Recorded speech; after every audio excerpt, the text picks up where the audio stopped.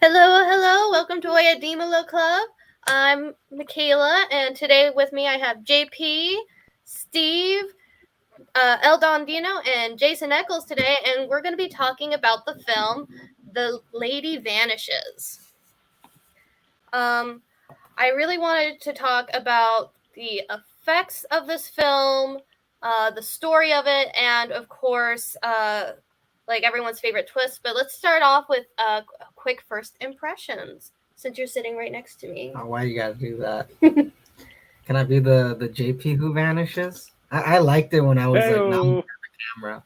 Um, anyways, my first impressions was I'm not gonna lie, the first act and the second act for me, I was basically frustrated and bored with all of the characters.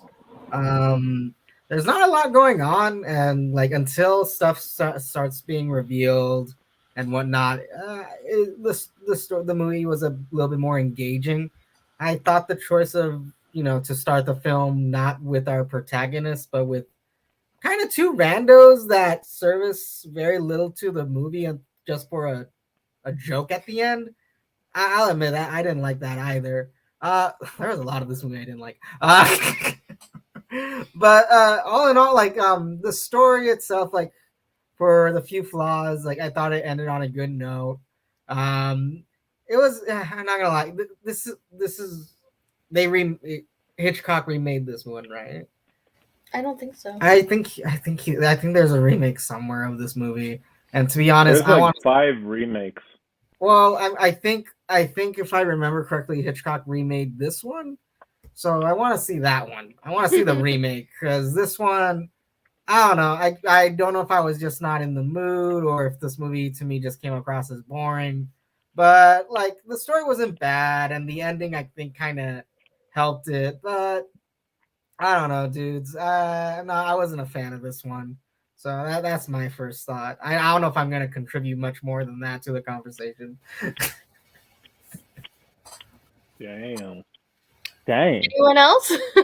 That's hard. I'll go so that people don't turn off this review right away. I loved it. I just it took me a little bit, I was like, what is going on here? But it's so Hitchcock. I haven't seen a Hitchcock film in a while, and seeing one this early from 1938, just like it gave me a lot of moments. It gave me like the tingles of just like, ooh, it made me feel like a little giddy of just like, this is Hitchcock doing his thing. Cause yeah, he remade a lot of his movies, mainly from black and white to color and stuff like that. And I did see, if you look at on IMDb, there's like a bunch of, there's at least 4 of them with the same title. And so watching this one again, the storyline, it's one of like, has been done. Like watching this is like, oh, I recognize this trope. Oh, I recognize this storyline. Oh, I recognize this plot in newer movies, and it's like, oh yeah, that's right. Hitchcock did most of them before a lot of people did them. So that's where I really enjoyed this movie, just getting to see all the different tools or storytelling techniques and like little twists and turns and way of like little by little building the tension and stuff like that. And I just enjoyed that. And I liked how he introduced characters, even though they weren't, even though you're thinking like, oh, he wasn't the main character, but every character that he introduced had a purpose to the story. You know, he didn't waste that. So I really enjoyed that. The other thing I really enjoyed was, oh, it had everything. It had some thriller. It had some action sequences for 1938. It had trains. And it had what was the other thing? Oh, I keep forgetting to say it, and I really like that. It had a meet cute. Who would have thought in this kind of like thriller, who done it, everything. It has this like meet cute that's right up there with the best of them, from Harry Met Sally to Who's Got Mail, and all those other ones, Serendipity. This movie had it all. Don't listen to JP. If you want JP's advice, get it on those sweet shades and how to pick his hair. Dino out. All right. Dang. Bum, bum, bum, bum. I don't know why you took that so personally. Good movie. I was just dogging the movie. I wasn't dogging your hat. God. Don't Because there's nothing to dog about my hat. That's why. don't be dogging Dino's movies after he's seen them. You know what I mean? Yeah. So what did you think, Jason? I'm really glad you asked me that because I actually didn't see this movie, and I'm embarrassed about it, and I'm ashamed. The holidays caught me off guard, and I didn't get a chance to watch it. It's like 2 weeks in a row. I'm a real letdown, and I realized that about myself. It is I gotta let you know, you didn't miss out on much. Everyone else. I'll be the judge of that, JP. You missed the train, and it was going nowhere. You have missed out on it, but I know that you will watch it because I know you will like it. Yeah, I mean, I'm a huge Hitchcock fan, so I'm looking forward to it. And I don't think I've seen very much of his, pre-1940s work, so I am excited about it. Yeah. All right. Well, what did you think, Steve? What did I think? I guess I'm a little bit country. I'm a little bit rock and roll. I'm the most of America, and I'm a scared soul.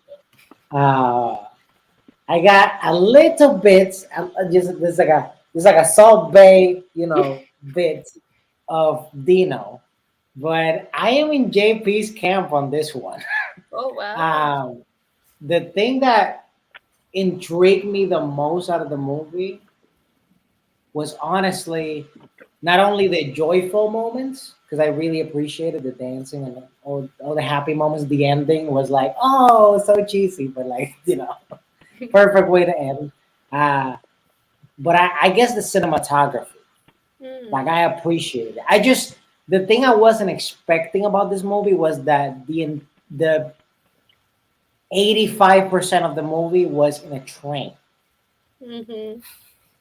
And that with the little 1930s bang, bang, bang action sequence, like we're a little bit more, I guess, like just looking as a person in the 2020s, just like it seemed silly, a little bit, just because I just came from watching Spider-Man, guys.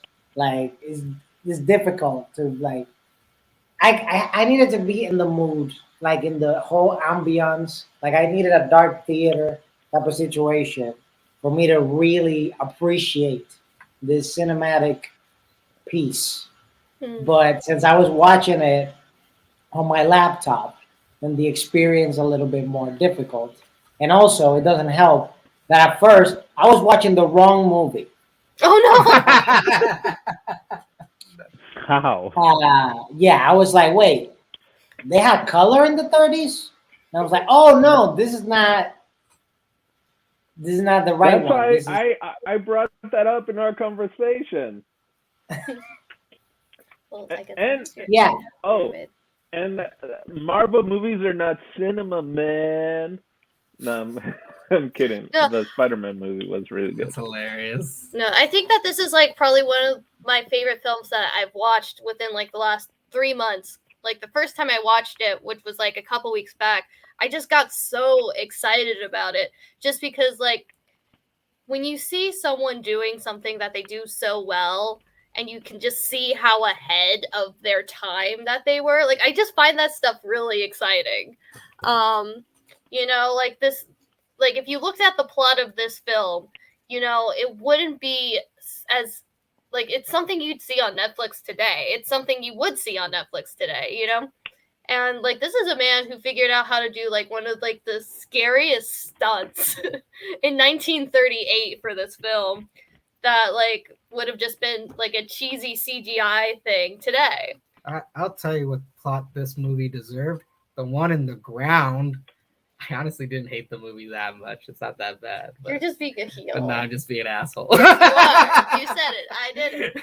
So going from there, I think I really wanted to kind of talk about like the plots and like how many fun twists and turns there were in there. And was there anything that kind of took you by surprise, or like were you able to predict everything? Oh no, I was definitely lost. I'll give the movie that. Like, it did trick me for a bit. It was like, maybe this bitch is crazy. Maybe this girl is fucking nutso. But as soon as one character is like, oh wait, I believe you.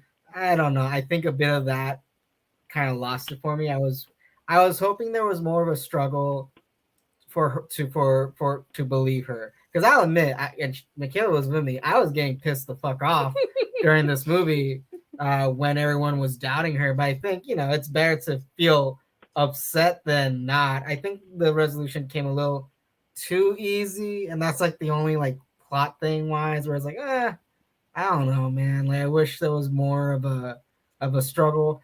And like, it was weird how like information was just dropped without much of a room to breathe in it. Like, there's like 3 twists in this movies, and like only one of them for me was like, oh, I like that, but the other 2 is like, oh, that's a bombshell. Okay, we're just gonna roll with it because this train has like what 2 other stops, so I guess we had to. Hey, but for me, it was literally the first. I think more enjoyable the first act where we, the audience, weren't entirely sure whether or not to believe our main protagonist, the girl who got hurt trying to help this little lady, Miss Froy, and whether Miss Froy was real or not. Yeah. Well, what did you think, Dino? What was like something in this film that kind of caught you by surprise, or So the one thing I had kind of read the tagline or just a tiny like synopsis, the kind of what JP explained, but and just from Hitchcock movies, there's a lot of that like mistaken identity or that kind of mental struggle of like, am I crazy? Did I make this up? But of like a big twist. What I enjoyed was seeing like the side characters, and I like the simplicity. And I'll say this with Hitchcock, and I was saying like this is this plot, or this movie could be on Netflix. I don't know if you've seen Red Notice or whatever, or all these other movies where in the last minute they like break everything down, and they like just let me tell you why this is, and that is, and this, and this, and this person is this, and this one, it skimmed that surface. But it wasn't like you didn't know necessarily for what country it was. You didn't know like who was necessarily good and bad, or what was the actual information, or that was not important. What was important, what was going on the train, what was happening to the main character and the people around, and I really enjoyed that. Because again, it has like a kind of cheesy ending and all that, which is fine, but it's not like the Marvel movies, like, oh my God, a swirl has opened in the sky and a light beam has shot down. We have 20 seconds, right? It doesn't have an ending like that, but I like the twist being in why the other characters that weren't bad or weren't part of the conspiracy of why certain things were happening, why they decided to do what they did, right? Mm-hmm. I enjoyed that because again, what Hitchcock does so great is the human psyche, right? And so instead of just being this whole thing like there's like one good person and then everyone else is like Stepford's wife or something like that, and they're all in on it. It's like, no, not everyone is in on it, but everyone has their own reasons to doing certain shit, or everyone has their own reasons to not help out. And maybe also in today's day and age, and nearing the end of 2021, it's like, yeah, that makes sense.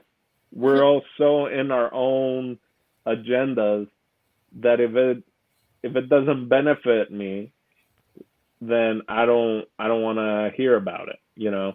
So I don't know if that kind of answers it, but that's what I'm going for.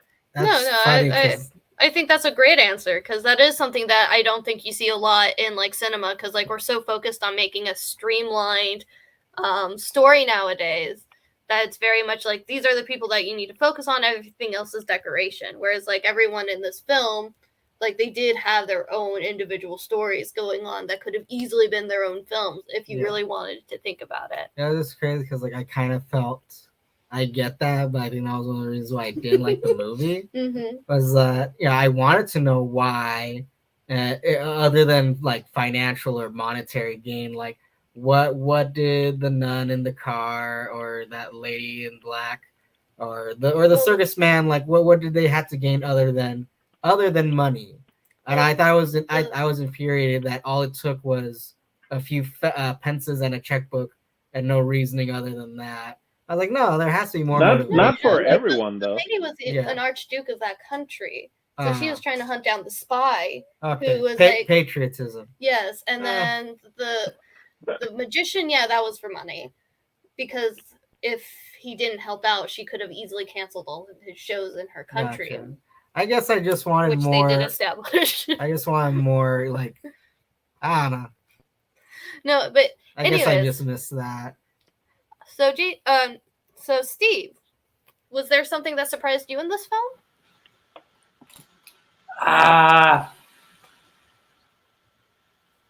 That surprised me. I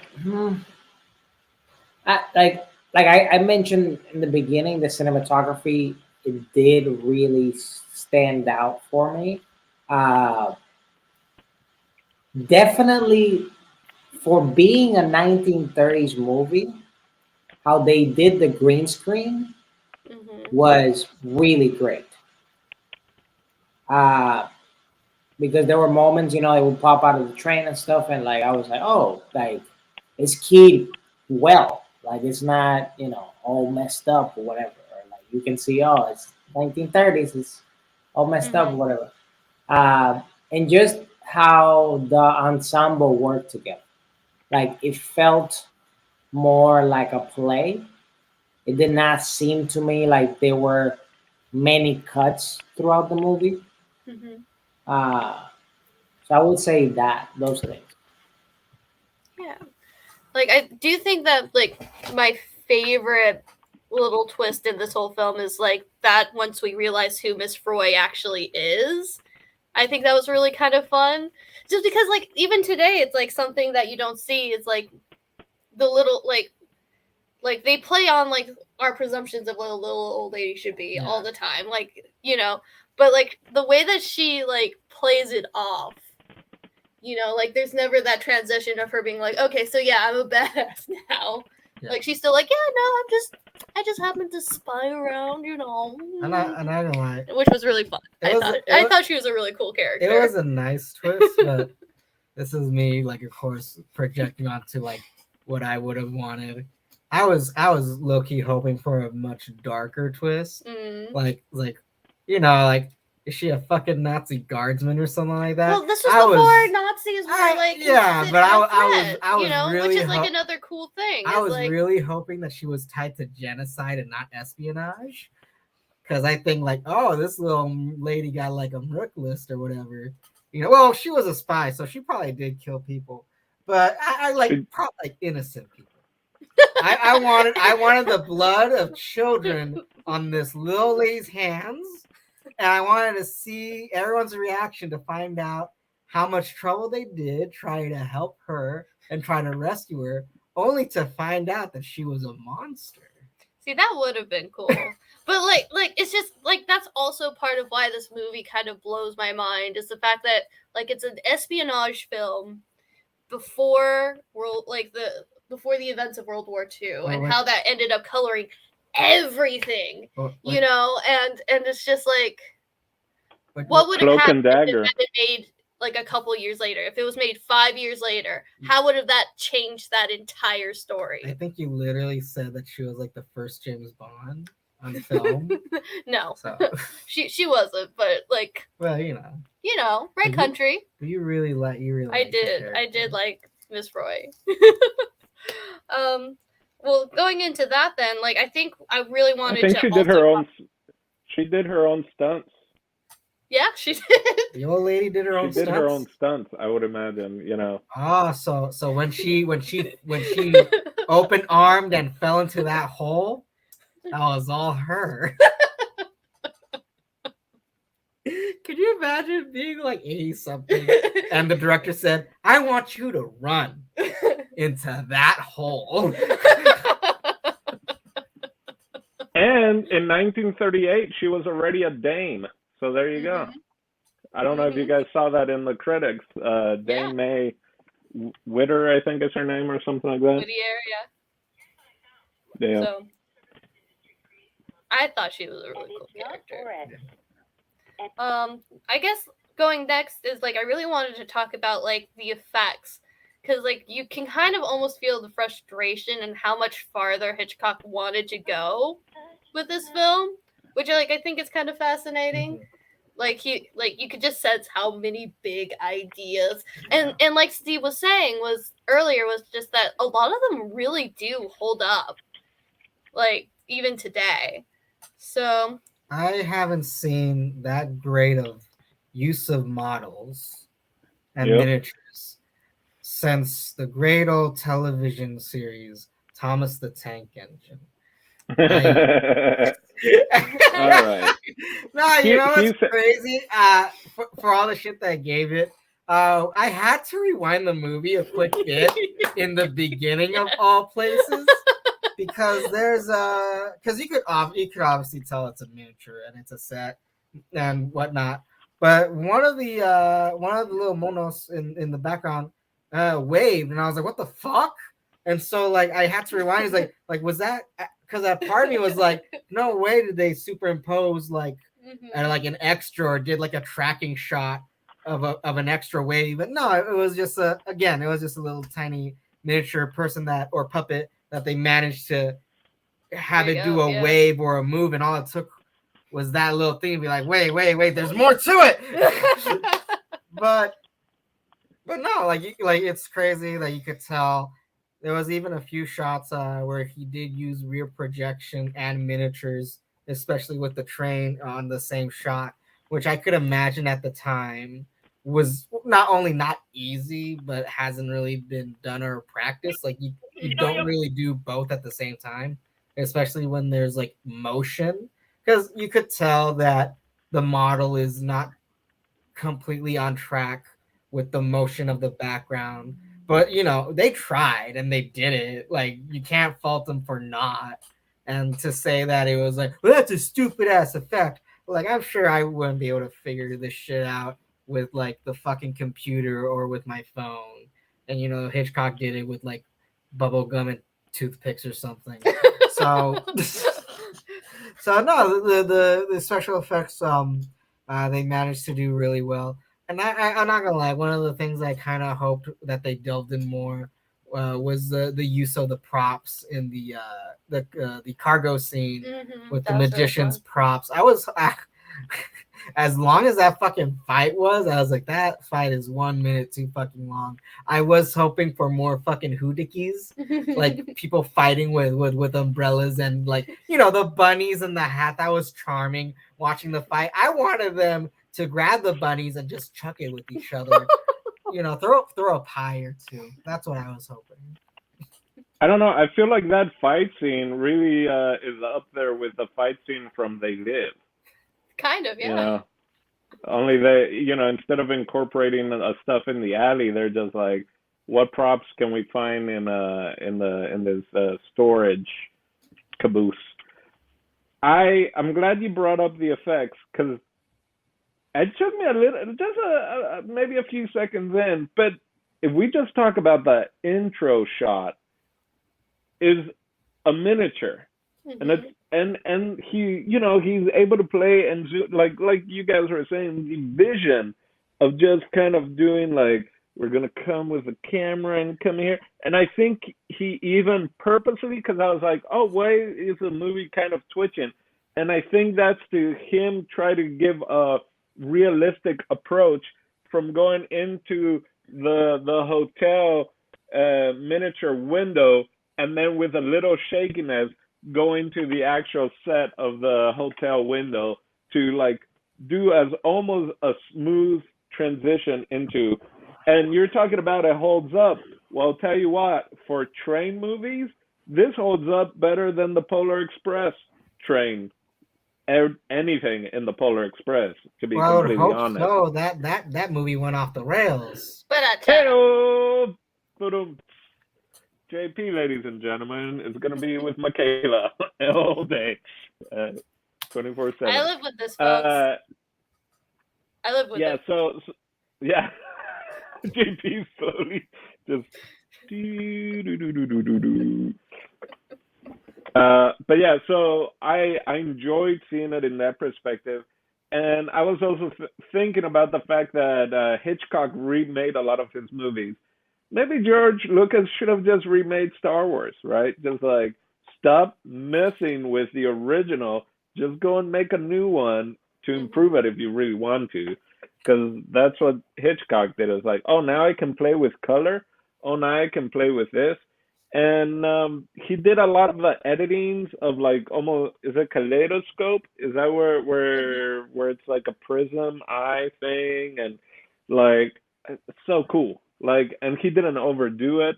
It's like there was a little bit of the multiverse, just like different, things, images kind of bending in with each other and out. Like, again, for 1938, and it's not like you have a video village or whatever they call it, where you're like, all right, let's look at that.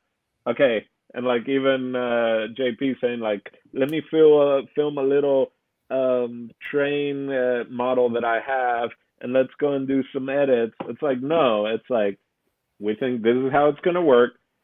Do it a couple times, go into the lab, run it through the thing. Did it work? Yeah. So other than a few kind of like, not more than a few, but clearly whether it's the white balance or what the lighting every now and then would do like a weird flicker thing, and that's, I mean, mainly black and white movies that happens, especially just film itself. Other than that, it was chef's kiss with the Salt Bay at the same time. So like the Salt Bay, as the Salt Bay is coming, there's a chef kiss. I'm done. All right. Well, what did you think, Steve? Was there like a specific effect that like really caught your attention, or not really for this one? Not really? No, I think the one scene that just like every time I watch it, my brain just really wants to figure it out is that moment where the main guy, he actually gets out of the train's window to get into another train's window. And as he's doing this, another train approaches, and like they manage to make this scene just so heartbreaking, like heart-stoppingly, like, oh my god, it was such a beautifully scary moment. And it's just like I said, like this was done in 1938, so it's like one of two options: that he managed to do a projection thing that made it look as close as he did, or like this poor actor. Which Go ahead, sorry. Which, I mean, I'm not sure. I'd have to like look into it, but it's just every time I watch that footage, my brain just, every time. Yeah, I think the tell for me that, because I think it's a projection. I think the car that he's in is an actual, but everything in front of him is a projection. And I think the tell sign is the edges of the car is taking out a little bit of shadow, which does not match the car in front of it. But it was a really good one because like even Dino said, like when Hitchcock shook the camera just a little bit onto the miniature, you could tell that they were shaking the practical car that the actor was in to almost match exact to the projection screen. And he also had to act like as if a train was coming by. So I think that's how the illusion was done, and they pulled it off really good. Because like he looks like he's about to fall. It is terrifying. Way to break the movie magic there, JP.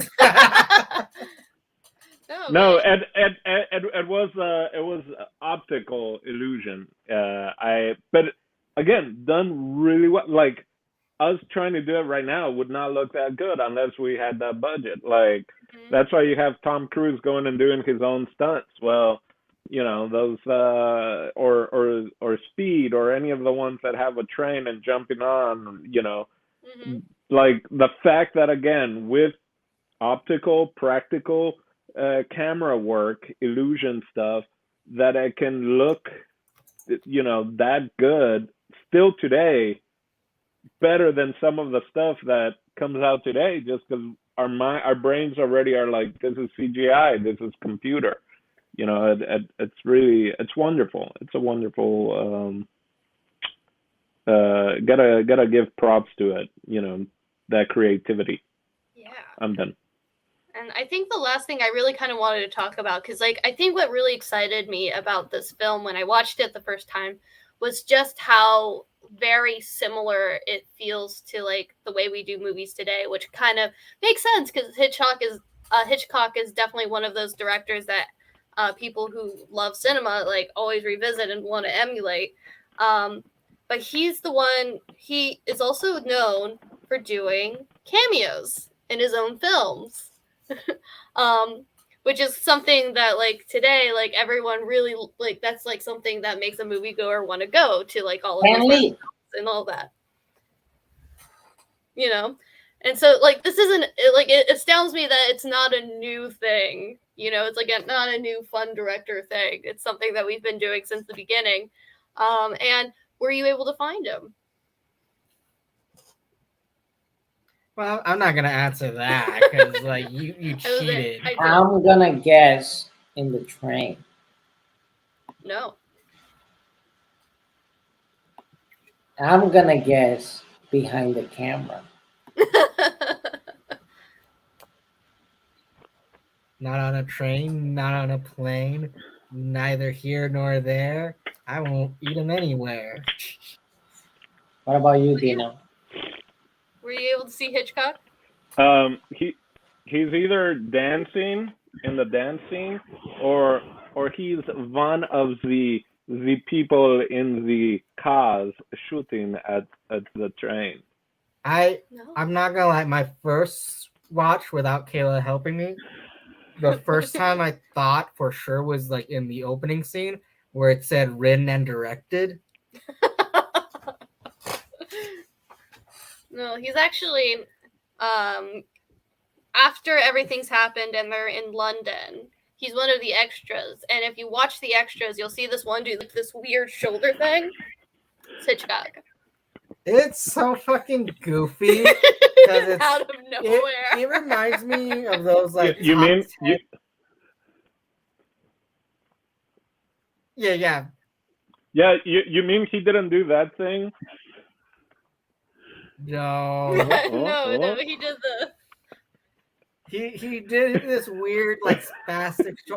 It reminds me again like of those like top 10 videos online that you find. It's like top 10 videos where the extras are doing extra. And it's like you don't expect that out of the fucking director of the movie. He was young. Like he did it obviously to like tell the guy doing the dailies is like, you see that? That's me. Keep it in. No, but like I apparently he was in like 40 out of the 50 films he did or something like that. That's exactly the vibe. That's exactly how that went out. Oh goodness. But you could tell that Hitchcock was. I heard that he was much like any great artist, fucking crazy. So it's great to see like Mel Brooks. or Mel Brooks, yeah. I think Mel Brooks has like the funniest Hitchcock story where he had like dinner with Hitchcock, and for some reason, one of the things that Mel Brooks can remember is the all the stuff that Hitchcock ordered for himself. Interesting. And it's like that's the thing you remember, like his fucking bill. That sounds right. And of course his fucking huge cigars and whatnot. Oh, what? Speaking of, I'm just kidding. But yeah, no, like I think it's just really fun that like as a serious director, like he still managed to like put that part of himself into a lot of his work. Yeah, even like when you see back in the day, he didn't have like necessarily trailers, but like very long expositions of him talking about the movie and then the trailer. There's one where he does it about the birds. There's one where he does it about oh fuck, that's not a Hitchcock movie. Psycho's not a Hitchcock movie, is it? Yes. It is? Oh, my bad. He does it with Hitchcock. I mean, he does it with Hitchcock. He does it with Psycho. Fucking. Yeah. Everyone knows. So, in Universal Studios in Orlando, for the longest time, what's now the Shrek ride used to be like a tribute memorabilia thing for Hitchcock. And it was like you will go and you will see like the Psycho house, and they will play that scene, the quaint, quaint, quaint, and then they'll play like clips from birds and that stuff. Quaint, quaint, quaint, quaint. But that I remember when I was younger and I went, that's what it was. And well, in LA, it was a combo. If I'm not, it was Hitchcock and it was Back to the Future, and I think it was a third movie, and they would get people from the audience that was going to go through, and they would dress one of them as Doc and would kind of do the fake, going down the line, the electrical line at the end and getting shocked, and then someone would do the what is it, Steve? Quaint, quaint, quaint. Yeah. And then there was a third movie that someone would do, and they would do a mashup of those and kind of edit it like the actual classic movies. So they did that as well in LA, for sure. And the good thing about LA is like those are the actual like sets too. So yeah. Oh my gosh, can you imagine like fucking Hitchcock reanimated zombie going to Orlando? And it's nothing but Shrek. What is this, Shrek? I don't like this, Shrek. I'm a zombie Hitchcock. Such a spaz. Okay, well, I guess with that, we're ready to like go into final thoughts. You would? What? No, not again. Okay, after much talk and just us, I still feel the same way. I'm sorry. The movie, would I recommend it? I'm gonna be honest, no. I want to see. I really do want to see any of the other iterations or remix of this film, because this film is based upon a book, so it's not a Hitchcock original. So I want to see other people's interpretation of it, because I'm not gonna lie, this one was a bit of a slow burner, and there was a few things that story-wise, I thought was a weird choice and just kind of drawled out. The effects and the filmmaking itself is magic. It's great. You can't deny that. But I was bored for most of it, and the only saving grace was the ending, which I thought was incredible that Hitchcock decided to give us a happy ending. Because there's a point. We already talked about spoilers, so who gives a shit? Where Miss Froy's real. She's a spy. They think that she's dead, and they're supposed to remember this musical tune that was actually told in the beginning of the movie, where she's listening to some guy doing the musical tune, and that guy fucking gets murked. And you find out, no, the little nice old lady who we don't know may have committed murder in her, profession.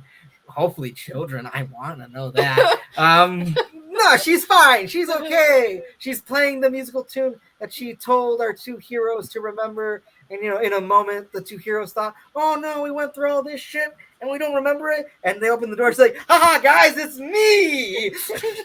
Like, that was a nice shot. It was a nice happy ending. But my God, too much of this film, I felt absolutely nothing for. So, sorry. That's my final thought. Okay. Dina? Well, after this conversation, I think JP swayed me, and I think it was trash.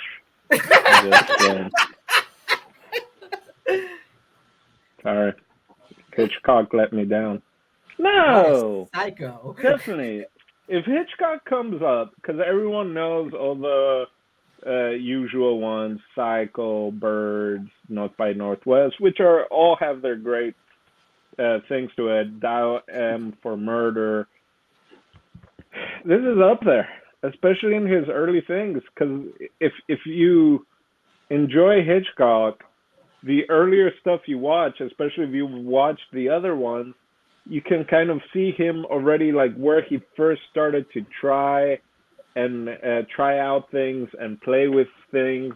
And so then when you watch the newer stuff, you can be like, oh, wow, yeah, I see now how he improved on that, or how when he did a thing in the earlier movie, how limited he was, and he was still able to do it. I don't know if actually he remade this one, the 79 one with Robert Gold, I think. Oh. And the the chick from Murder She Wrote and Sybil as well. They're in it. So what would be interesting, JP, is to go and watch the 1979 one, and let's see if the effects hold better on that than they did on the 1938 one. That would be hilarious. I also did a really quick thing. I guess the BBC did a miniseries with I forgot her name, with fucking Professor McGonagall as the spy. Maggie. I know that her first name is Maggie, but I don't remember her last name. Gyllenhaal. Is it Gyllenhaal? No. It's not Gyllenhaal. Okay, but oh my God, apparently it's like a mini series though. Like we're gonna spend 5 episodes, 5 45-minute episodes trying to find out if this bitch is dead or real. So well, they did do. What I'm hearing is the universe was like, we like this, and I don't. And I just don't. JP, they made 3 movies out of the Hobbit book. It's okay to do a miniseries out of the Lady Vanishes. But yeah, so anyway, JP definitely bogarted my final thoughts. So yeah, I would enjoy it if Hitchcock comes up in conversation. I would recommend this because maybe in our generation, maybe in previous generations, maybe the OK Boomers know more about this movie, but this is definitely one of his movies that I did not hear about. And definitely they didn't seem to play it on TCM when they would have a week long of Hitchcock movies. So I would recommend this definitely for Hitchcock lovers. And then if movies that deal with this kind of things, whether it's kind of like spy, cloak and dagger type of thing, or a little bit of the, kind of like certain tropes of Hitchcock, then maybe I would definitely recommend it. The cheesiest part of the movie, the cheesiest part is this part where all you see is this. Everything else is amazing. That was the only thing I was kind of like, that's silly. But yeah. So I love the movie. Jason, you should watch it. I'm looking forward to the day that I get to watch this thing. Hopefully sooner than later. I feel like you have all sold it to me, especially JP. I can't wait till we all get to watch my next pick sometime in the future, UHF. I can't wait. I believe Not we're all bad. looking forward to it. All right, Steve. Your final thoughts? My final thoughts are since our boy Jason out here, he didn't watch the movie. Here's what I'm going to tell you, Jason. Let me get us together here. Hmm. Make sure when you watch this movie, you prepare the perfect setting. You know what I'm saying? You get the popcorn ready. You get your glass of wine ready. Everything's dark, so you have to be at night. You know what I'm saying? And then try to watch it, if possible, on a projector. And don't And forget if not, I lit a candle and I turned all the lights off, and so the flickering of the candle kind of felt like a projector. So that's a trick out there for people without projectors, and especially if you're watching black and white.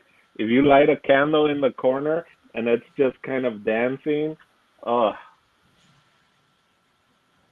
and fill the room with Grandpa's thickest tobacco smoke. Just the thick too. shit. Not the menthol crap No, that I these do not kids are condone smoking. JP's actions and words do not express Oye Dimelo Networks or Steve's or Jason's or Dondino or possibly even Michaela's. I don't think any condones JP's thoughts is ever condoned, if that's the proper use of that word. Tobacco is Yeah, harmful for your lungs. swears Don't do on tobacco, a kids. screen. Smoke your marijuana. You know, if you got your medical card, like myself. Okay, that sounds great. Well, I guess that sums up what everybody felt about this movie. So No, Michaela that didn't say her final thoughts. What are you talking about? your final I Ooh-wee. didn't. Ooh-wee. It's all right. We got distracted. Yeah, it was your fault. Anyways, no, this is like probably one of my most famous or favorite films that I've watched in the last couple of months. Just because, like, it's just I think it's so neat when you see history happening, and it's not like something big and bold that everyone knows about. Like, you can definitely see Hitchcock like really playing with what will become his style and like the way that he approaches storytelling and the way that he really wants like you to see what the characters are going through, and I think this is a neat little film. So if you're someone who likes old time movies like me, I will suggest it. But next time I'll add a couple explosions so JP can be entertained. That's a tall order. There was A an Hitchcock movie with a explosion. couple of explosions. I think maybe North by Northwest might be your only go-to. Also, Um, next time I want the train to talk. Yeah. Well, then I got just the movie for you. I was surprised that I was surprised at the death count in this movie. I mean, it was up there. I feel like. I was surprised at the people dodging so many bullets. That right? Oh my Hey, god! that one guy got his hand shot and he took it like a champ. Yeah. I like how And those, the nun got her leg shot, and she took it like a champ. Yeah, she did. She I just think out. that it's crazy that like 3 militiamen, people in the military, just took bullets like fucking wimps. Like, did anyone else see that when they were like, they could have ambushed like, that train, and they sent 3 guys walking with hands behind their backs to be shot. Did they not have guns too? Like that's just maybe they were the ancestors to the stormtroopers. Just bad aim and these bad are like preparation. the 4 guys that they're just like, okay, like you're gonna have guns, but they can't see that you have guns because they need to like make sure that like they know that we're not gonna kill them after this. Damn. Well, they took that lead better than a pencil. Ba-da-cha. Oh wow, I haven't heard that one. I like that. That's a good one. Is that a JP original? Probably. You heard it here, folks. Yeah. You're gonna hear that on Fallon next week. So, Jason, do you have a question for Steve? I do, Michaela. Thank you for asking me. I don't know how you knew, but I do. Steve, what do you got for us next week? Next week, I have no idea why you even asked me because it's your turn, Jason. Me? Well, if that's true, But hey, but you cannot pick any of the actors that were in this movie, the director, or the year. There you go. Made this so hard, guys. I think they're all dead at this point, right? I think so. yeah, that really puts a dent in my plans. Not so much. So for next week, we will be enjoying a foreign feature by the title of Cinema Paradiso, directed by Gillespie Toronado. So I hope you guys like movies about grandpas in the cinema, because you're going to get one. There you go. And for El Dondino, Jason Echols, Michaela and JP, he's alive, and me, Steve Does TV. We'll catch you next week. Bye-bye. Bye, everybody. Bye. Pew, oh, pew, pew, pew, pew, pew, pew, pew, pew, pew, pew, pew, pew, pew, keep doing that. Pew, pew, just do it a little bit more. Pew, pew, pew, just do it a little bit more. And Hi, I'm JP Cerno, and thank you for watching Oye Dimelo. Hi, I'm JP Cerno, and thank you for watching Oye Dimelo. Fucking shit. Okay. Hey, I'm JP Cerno, and thank you for watching Oye Dimelo. Right? Jesus Christ. And as soon as it's the third one, because this is the third one, right? I am JP Cerno, and thank you for watching Oye Dimelo. Oye Dimelo. Super cut of every time I fuck it up. Hey, I'm JP Cerno, and thank you for watching Oye Dimelo. Hey, I'm JP Cerno, and thank you for watching Oye Dimelo Network. And click here for additional videos, and don't forget to subscribe. The lonely singles in your neighborhood already did.